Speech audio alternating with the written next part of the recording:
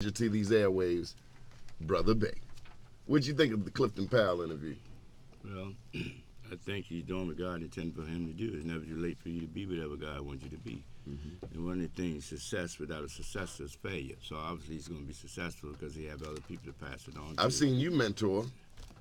Well, that's my ministry, brother, and I only do because it's therapeutic for me to do that, because if I wasn't doing what I do, I'd be doing what I used to do. And Clifton Powell said he's 56, man. You know, I'm scared to guess how old you are, man, because you're a young-looking young man.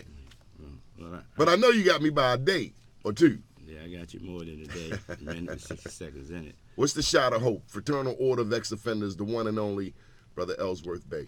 Well, the shot of hope is that yesterday is history, tomorrow is a mystery. People can change. But what they have to do is become a constituency, no pun intended. You look at the gay, lesbian community.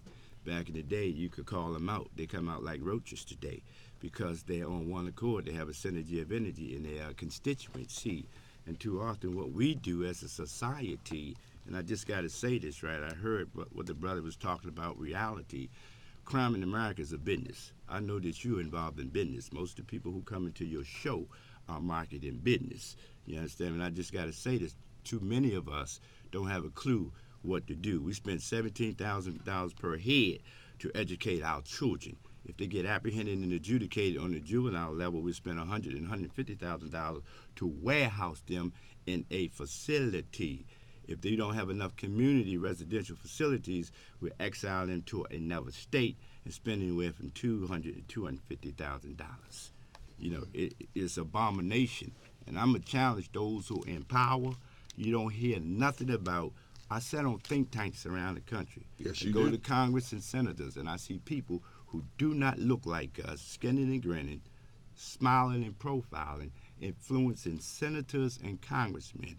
And when that second chance money comes out, it doesn't come down. What second chance money? Second chance money, the Godfather's second chance is Chicago Congressman Danny Davis.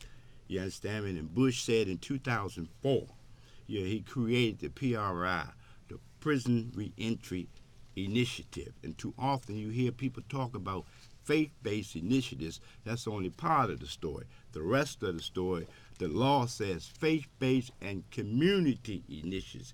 They have locked and glocked and boxed out ordinary John Q. citizens because it is an industry. When that money comes down, it comes down to organizations who traditionally were doing things for the right reason. Once they had a moment of clarity, they realized the same population that they were dealing with were ex-offenders. 44% of America's prison population. 44% of America's prison population. 44% of America's prison population is black men. Well, one of the things we teach young folks, they're liars, they're damn liars in this statistics. Let's look at Maryland. Maryland is a micro of the macro, the national level. The fact of the matter is the majority of released prisoners are 95% male. Check this one out.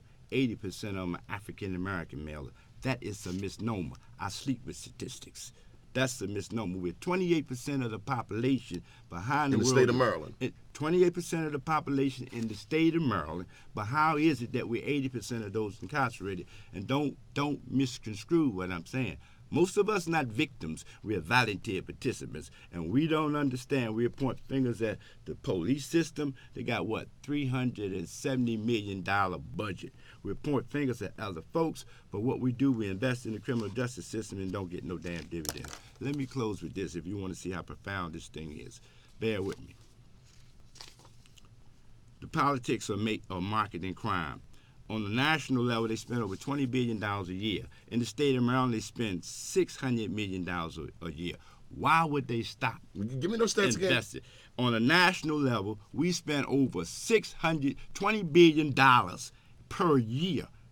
Really, it's $200 billion. And in the state of Maryland, when Congressman Elijah Cummings was the chairperson of the Commission on Blackmail, it is documented. We spend $600 million just to incarcerate people. I'm not talking about building new prisons. And this country incarcerates more people at a higher rate than any other country in the world. Any other industrialized nation. Check this out. We incarcerate 800 people. And it keeps on being people that look like me and you. Well, you know, check it But out. but you're saying I'm not a victim. Well, no, check this out. When I say we're not a victim, check this out. When the young guys and the older guys are out there pitching, you understand me, they're seeking the American dream. The American dream becomes the American nightmare because it's no brainer. Maslow say people are seeking their primary needs, food, clothing, shelter. I'm not excusing us of our culpability. What I'm challenging is the leadership that's supposed to be smarter than us, look like us, ain't for us. Young folks say, how you going to be for me and you ain't with me? And that's why they have a disdain for us. And we keep talking about old soldiers, the civil rights movement. And most of those folks, the people don't know about them because they don't show up. What's They their don't website, show Brother up. The website is www.foxo.us. We have a radio program, 2 hours, probably about 6 years now, every Sunday in the same studio.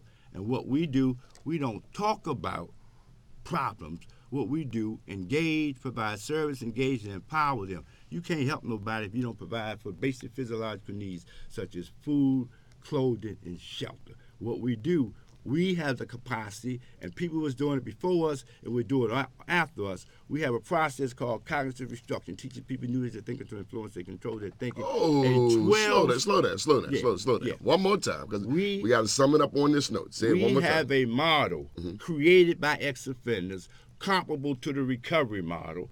It's called cognitive restructuring, where ex-offenders teach ex-offenders new ways of thinking to influence or control their thinking. And last but not least, we have developed a 12-step crime prevention model. Good deal. Yesterday we was, I would say, Saul, the day we Paul, and that can happen to anybody, but you have to have the will.